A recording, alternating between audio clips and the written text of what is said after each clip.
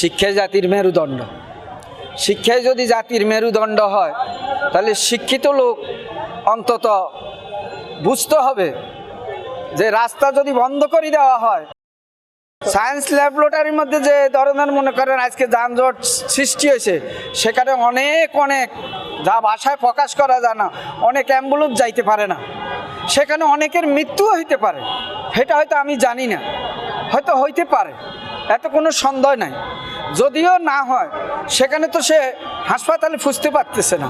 আসলে এটা দেশের জন্য কাম্য না। এখানে স্টুডেন্টের জায়গায় আন্দোলন করা ঠিক আছে, কিন্তু এইভাবে চতুর্দিকের পুরা ঢাকা রাজধানী সব ব্লক করে দিয়ে আন্দোলন করা, জনগণের ক্ষতি করা, এটা আমি ভালো মনে করি না। আর সরকারও এটা তাদের আন্দোলনটা যদি যুক্তি হয় তাহলে তাদের আন্দোলনটা মেনে নেক, আর যদি অযৌক্তিক হয় তাহলে তাদের আন্দোলন প্রত্যাখ্যান করো। তাদেরকে সবসময় রাস্তায় থাকি জনগণের ক্ষতি করবে, এটা আমরা চাই না। এটা বাংলাদেশ এমন একটা জগৎ হয়ে গেছে, এমন একটা হয়ে গেছে, রাস্তায় নামলেন এই যানজট নিত্যদিনের সঙ্গী হয়ে গেছে। এটাই দেখতেছি, আর কিছু না।